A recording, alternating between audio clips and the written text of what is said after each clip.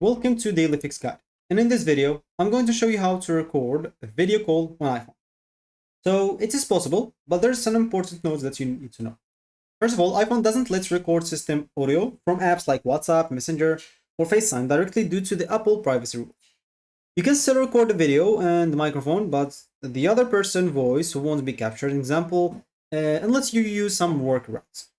The easiest option is to use another phone as example. Take the other phone and make sure to record with the other phone. So start the video call with one phone and record with the other phone. That's one of the things that you can do. But make sure that you get his permission or the other person permission, because it can get you into a lot of trouble. So keep that in mind.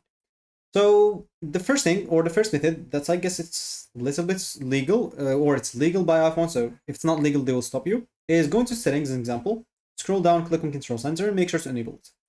Now let me just go here as an example to WhatsApp, and let's just initiate like a voice call.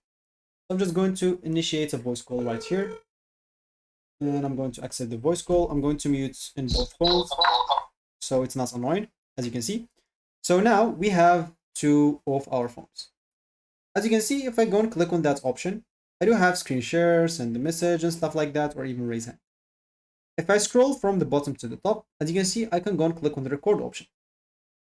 So on the record option, as you can see, the recording starts. So now I'm recording my phone. As I said, this probably will not record the voice, but maybe if they make any change, they might like enable this option by now. But probably they will not record it. And as you can see, I am able to record also my phone during the voice call with like my PC, as I'm showing you in this video. You can use some apps like Let's View, or even like this screen sharing to share it on your PC. Record, as example, the screen of your PC. You can even record, as example, the sound with a microphone or something with your PC. But as I said, try to get the other person permission before you do so, because this will get you into trouble if you didn't do it. So that should be it for me in this video. Thank you for watching, and goodbye.